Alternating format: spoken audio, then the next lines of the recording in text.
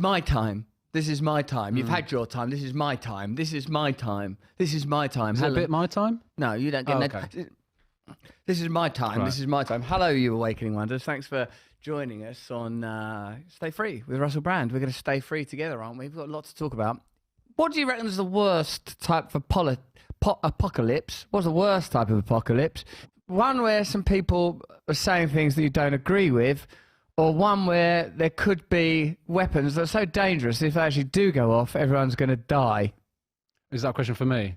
It's for the viewers. Let me know in the chat in the comments. If you're watching this on Rumble, join us on Locals. If you're watching this on YouTube, for the first 15 minutes, we're going to be talking about Joe Biden. We're going to be talking about Elon Musk. We're going to be talking about Joe Rogan. We're going to be talking about those accusations. We're going to be talking about our former Prime Minister, Boris Johnson, lobbying for prolonging the Ukraine conflict. We're going to be looking at the story that Republicans are looking to revoke the last remaining nuclear treaty. And then we're going to ask you with straight face, what's more apocalyptic, Joe Rogan and Elon Musk having views, or the establishment really provoking a nuclear power? And we'll talk you through it in a way so that you know it's not conspiracy theories and you don't have a little freak out, even though I know you can handle the truth. I know you can handle the truth.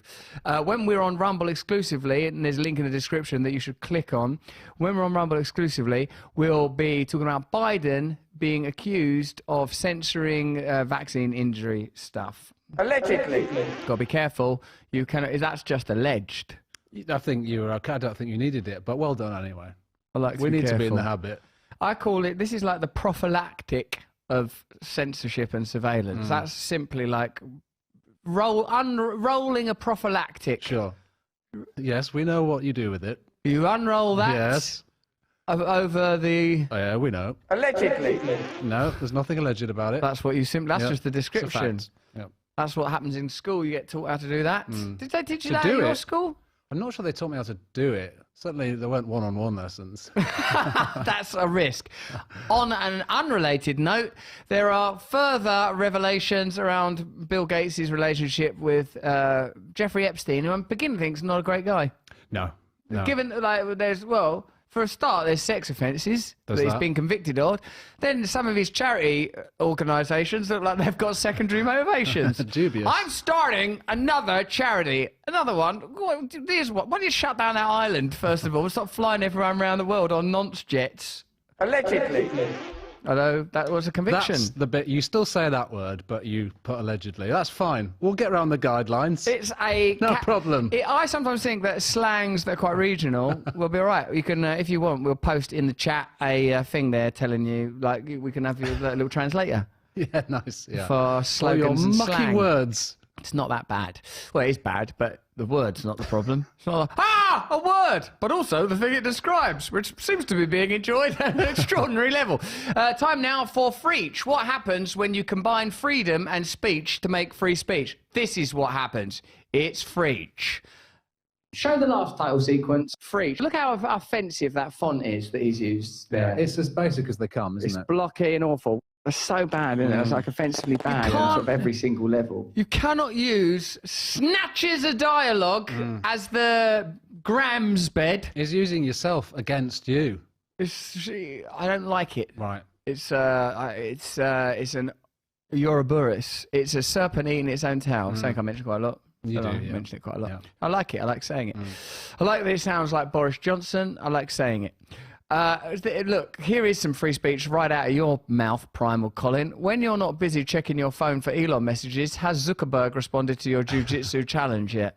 No, he hasn't. But of the famous jiu-jitsuers, they are Ashton Kutcher, Tom Hardy, Zuckerberg.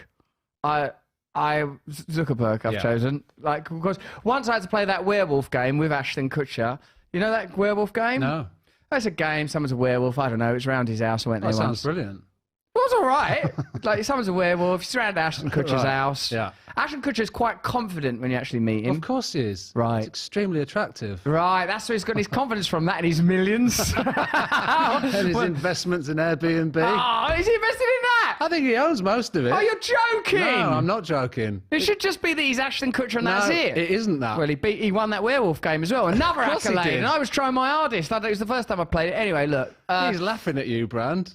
He might be a black belt, I think. And Tom Hardy, even though Tom Hardy's a blue belt and I'm a purple belt, which is a progression, he is also Bane. Yeah. And I feel that will be of some use. He'd only have to talk to you for you to... And he's Reggie and Ronnie Cray. Right. Oh, my word.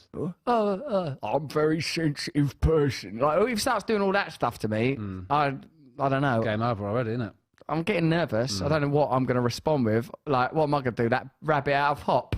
Oh, hello, I'm the Easter Rabbit out of Hop. I actually ain't seen that. I didn't watch Hop. It was a minor holiday hit. No, don't talk it down. No, it's a good film. A lot of people very like that film. And also, I'm one of the Minions. Right. So You're not the Minions. I'm one of them.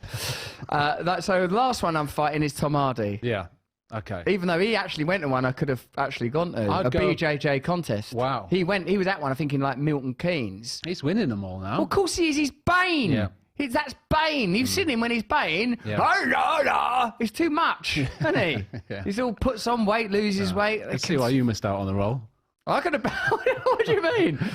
And action. Hello, I'm Bane, Batman. You're in a lot of trouble now. Listen, what are you doing? I've come to... Wait, but sorry, I can't...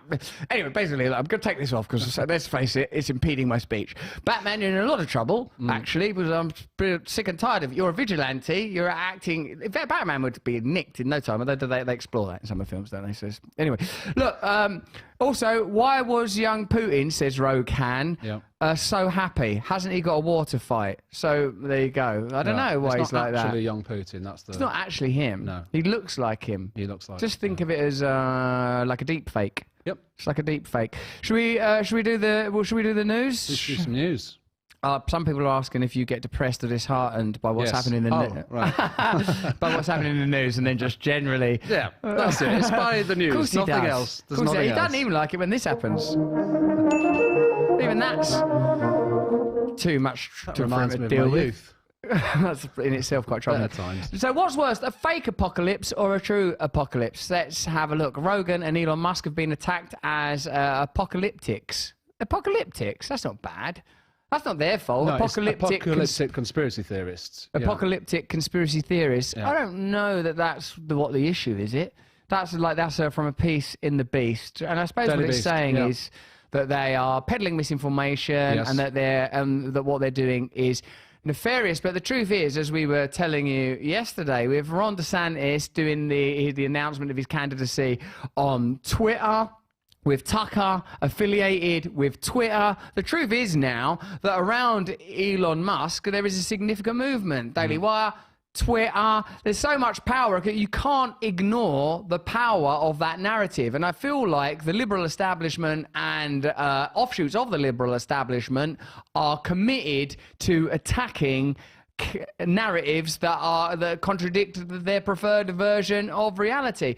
Is it apocalyptic? Let me know in the chat and the comments to have a variety of potentially opposing views, whether that's people like, sort of, I would say relatively conventional conservative politicians like Ron DeSantis, more demagogic figures like Trump, billionaires with opinions like Musk, and people like Joe Rogan, who I guess is an unprecedented figure. I mostly consider to be like a male Oprah Winfrey, to tell you the truth. Essentially, it seems like anyone who don't toe the line, they want to shut down. What is available to you as a perspective? It's one of the questions we asked you yesterday. And what we're essentially offering you is, what is more dangerous? Having people on the internet with a variety of opinions, or is it more worrying that Republican senators have introduced a bill to scrap the one remaining nuclear arms treaty with Russia? It seems to me that that could lead to an actual apocalypse. I mean, what was the point in that treaty? Presumably that treaty was, oh, do you know what? This will make it less likely that we have a nuclear war. Yeah, that's exactly it. Yeah, it's about nuclear armaments that are going on at the moment. really interestingly as well, looked into this. In the decades leading up to Russia's invasion of Ukraine, the US unilaterally withdrew from several arms control treaties with Russia, including the Anti-Ballistic Missile Treaty, you would think that might be quite important, the Intermediate Range Nuclear Forces Treaty, and Open Skies. So this is something that the US have been doing. Do we really need this Anti-Ballistic Missile Treaty and this Mid-Range Missile Treaty? All these treaties, huh?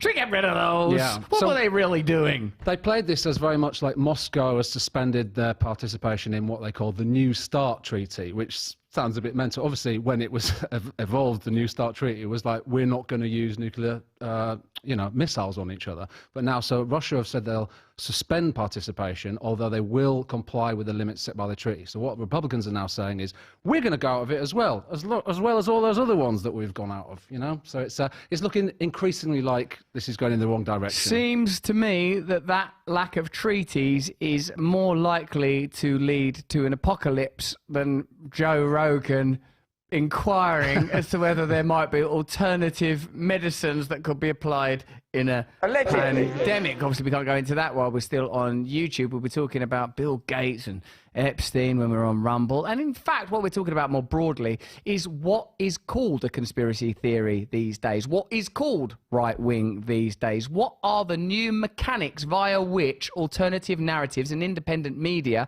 are being shut down? We're looking at that in some detail. Before that, though, Boris Johnson, who used to be the Prime Minister of our country, which seems sort of absurd already, has gone to Texas to lobby Republicans to keep arming Ukraine. Now, we're talking about what's more likely to cause an apocalypse. Is it Elon Musk saying that Twitter should be a true free speech platform like Rumble, where people can openly discuss varying and opposing political opinions? Or is it continuing to provoke Russia by arming Ukraine? Now, of course, Ukraine has the right to defend itself. Of course, we should be looking for a solution to this problem that doesn't mean the shelling and annihilation of Ukrainian people, their cities and their population. But who benefits from this ongoing arming of Ukraine? Privately, many people are saying that it's impossible for Ukraine to win this war, and yet Boris Johnson is saying, we've got to win, we're going to win, oh, we're so close, we can almost touch it. But that is not what people are privately saying. In fact, Buddy Boy Texera's revelations were precisely of that nature. The poor sap was revealing in chat rooms across the USA that there are boots on the ground, Tootsie boots down on the floor in Ukraine, contrary to what we're being told, and that in private people are deeply concerned. And when the news report on Buddy Boy Texera, what they say, oh, he was a gum nut. Well, he is in the army. What do you want him to be? Like a pacifist who faints at the sight of a gun? Okay, you little maggots, here's a gun. Oh, I'm against it. I didn't join the army to be presented with an arm. That's a ridiculous expectation to have. Now, Gareth, what else can you tell me about this lobbying? Well, I think this relates back to that Joe Rogan article that we were just looking at the Daily Beast. So Boris Johnson went over there. So this was a meeting by pro-Ukrainian think tankers. Now, we know about think tanks, that they're often funded in slightly nefarious ways, or certainly lack of transparency about the ways they're funded. It included leading conservative figures, politicians, donors, and captains of industry. We don't know what industry that is. One of the things he said was, it will pay off massively in the long run if you stick with this war. You are backing the right horse. Ukraine is going to win. They are going to defeat Putin. Now, exactly with what you just said, one of the things that came out of Texera's revelations was that this war won't be over in 2023, and at most, only modest gains would be made by Ukraine. Now, what's the biggest disinformation in there? Is it Boris Johnson telling, lawmakers that this Ukraine is going to win this war, or Joe Rogan doing a podcast? Well, it seems that what's more influential and more likely to have an impact, and one would say a negative impact on people's lives, primarily the lives of Ukrainian people, is the latter. It seems that that is dangerous misinformation. Misinformation, malinformation, disinformation, in spite of attempts to normalise these ideas, is going to remain subjective and remain open to the accusation that what they mean is information that we don't like. Okay, so listen, we're gonna talk about a subject that's too contentious for us to discuss on the WHO. You know that the WHO's biggest funder, the country of Germany. Second biggest funder, the Bill and Melinda Gates Foundation, a apparent charity. It's able to give donations second only to the biggest donation available. So we're going to leave YouTube now. We'll be exclusively broadcasting on Rumble, not because we want to convey misinformation or peddle conspiracy theories, but because we want to have an honest, open, inclusive conversation about information that might be detrimental to the ongoing onslaught of establishment power, censorship, surveillance, protest laws, militarized police. These are the things we're interested in.